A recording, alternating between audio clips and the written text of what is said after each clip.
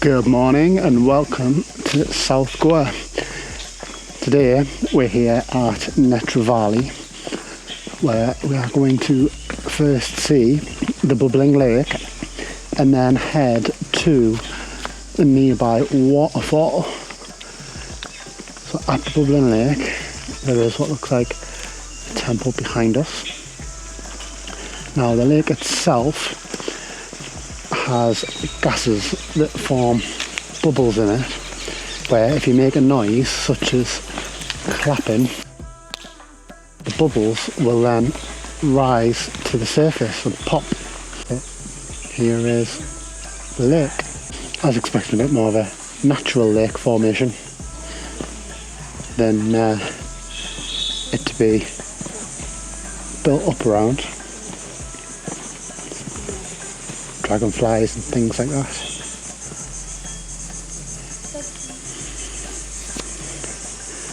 So let's try making a noise.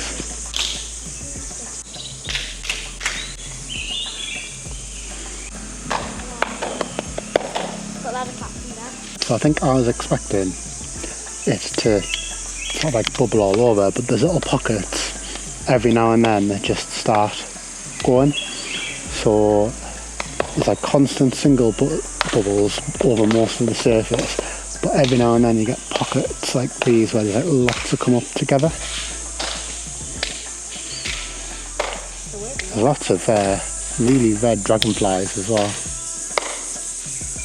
that are bobbing up and around the surface.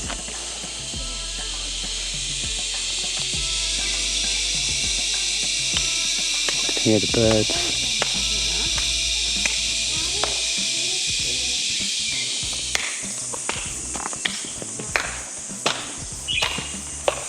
Children are currently clapping to try and set it off.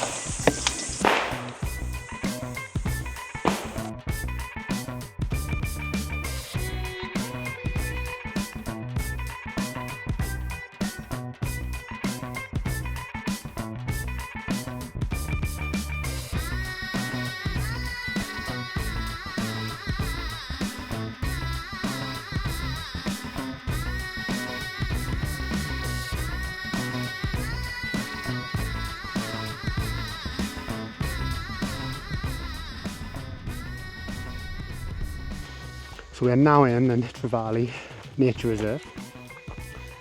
You come through the gate at the bottom and drive partway up the hill, and then from where you park near the waterfall you've got roughly a kilometre hike through beautiful jungle scenery.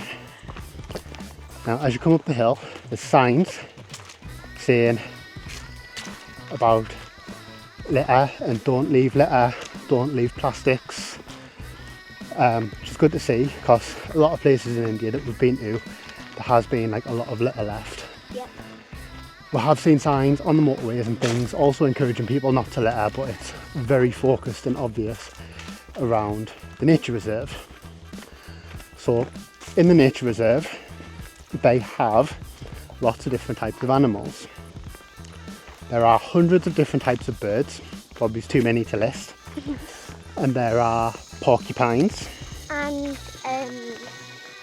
sloth bear, was it? And sloth bears. And jaguars. Yep. And leopards. Leopards. And giant flying squirrels. Yep. And lots of different types of snakes. Hopefully we don't run into a king cobra.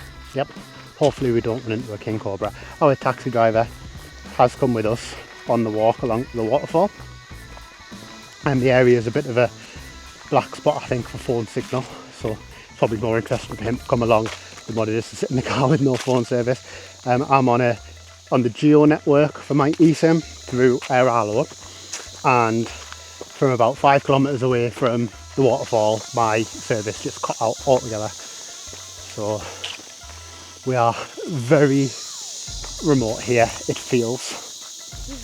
Yeah. Hear all the insects in the trees rattling like cicadas. I'm in the Greek islands. I don't know if it is cicadas, but that's what it sounds like. That same kind of insecty rattle. There's lots of butterflies here as well.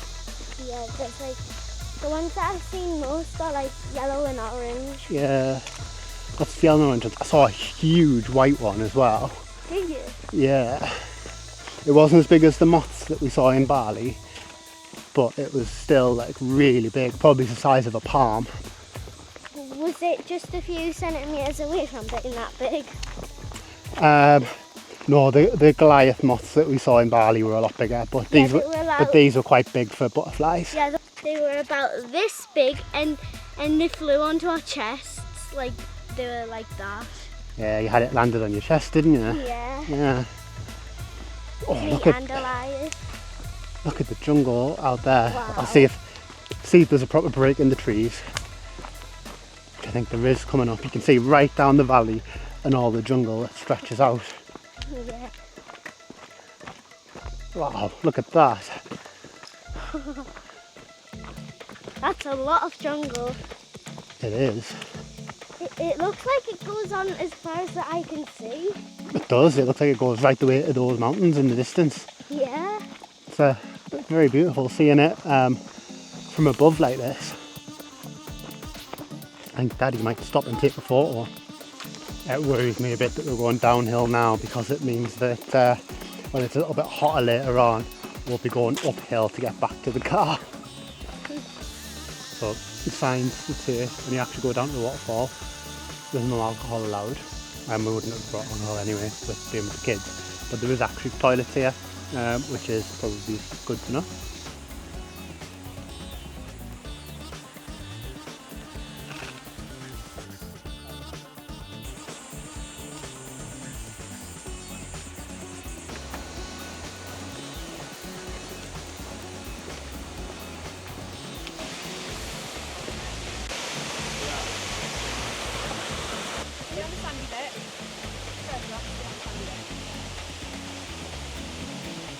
I'm not sure the action cam does justice to the waterfall. From the base you can only really see one of the tiers, but there's actually a couple of tiers that cascade down.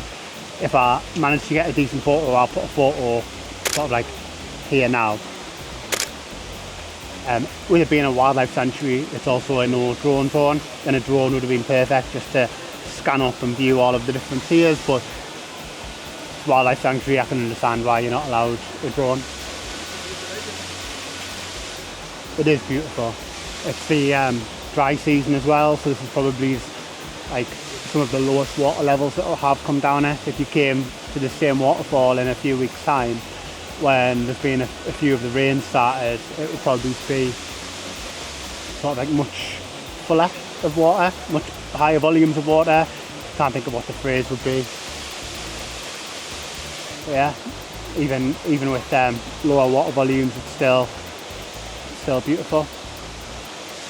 There's a lot of steps to get down here. You can see the steps just behind me here now. I think the steps are going to be a bit of a nightmare to go back up, because there was hundreds of them. Every now and then there was a seat though that had been built into them, so you could sit down and take a rest and do it in sort of like sections. There's lots of butterflies down here that keep flying around my feet, which is why I keep getting distracted and looking down, which is quite cool. So you can't swim right up to the waterfall itself. They do have it sort of like cordoned off to give sort of like a designated swimming area. The children are currently paddling in the cold water. Fish are nibbling at my feet. Eli says there's fish nibbling on his feet. Is the water cold? Yeah. Is it nice though? Yeah. Yeah. So it's very cold, but it's nice with it being that cold. The river comes off this way. And the valley itself looks quite pretty down there as well.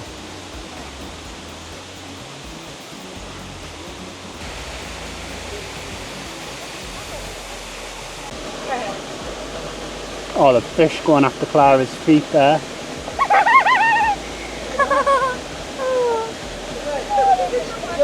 What's it feel like, Clara? It tickles. Oh, they've started on my feet now. Have you already had yours done, Elias? Yeah, we're doing one right now. Yeah, the further you go in, the more that you get on your feet. Yeah, Clara's got loads. She must have the stinkiest feet. Hey, no, they go after like dead skin. They go after? Dead skin. Did he? And what are they doing to it? Are they eating it? Yes. Yeah. Dragonfly! Big dragonfly!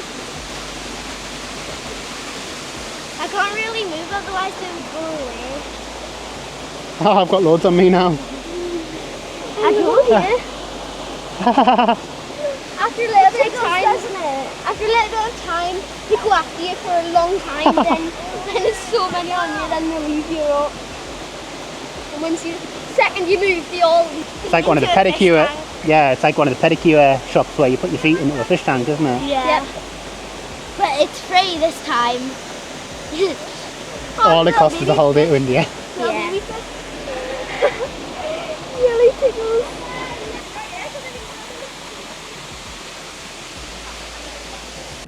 I am definitely not looking forward to these stairs back up.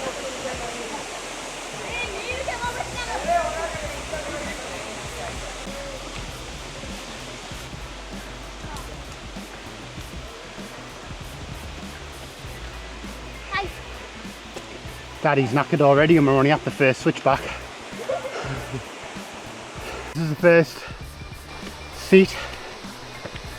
Wanna have a sit on it whilst we wait for Elias and Mummy to catch us up.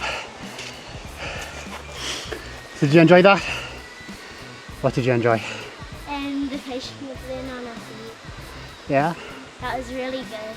And me and Elias tried something where when we were standing and the fish were nibbling on our feet, we put our hands in the water to see if the fish would go for our hands, but it didn't work, sadly. You just went for your feet still?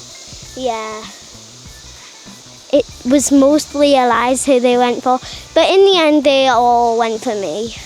Is that because you have the stinkiest feet? Dad! No, they go for... No. They go for the dead skin. Yeah. Which make your feet stinky. And they went for Elias, not me.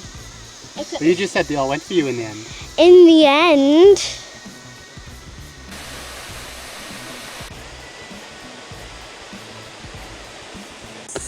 After going up them steps, I am an absolute sweaty mess, as you can probably see.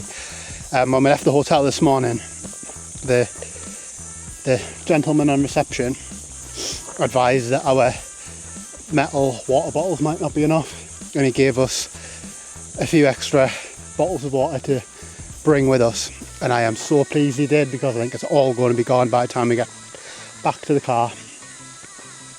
So if you do visit this waterfall, especially if you're in the hot season like us, definitely make sure you bring plenty of water with you so you can keep hydrated, especially on that walk back up. We still have the hike along the path to do, so it's still not over yet either, so it might look even worse by the time I get to the car.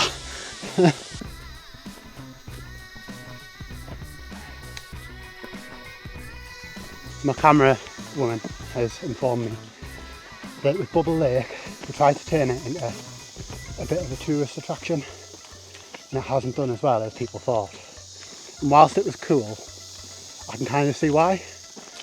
Because for everything I'd read about it before I came, I thought it was going to be like a carbonated soft drink with just constant bubbles right the way through it, and it certainly wasn't that. If you come into the waterfall, it's still definitely worth popping your head in and having a look at Bubble Lake as well, but I wouldn't come specifically just for that.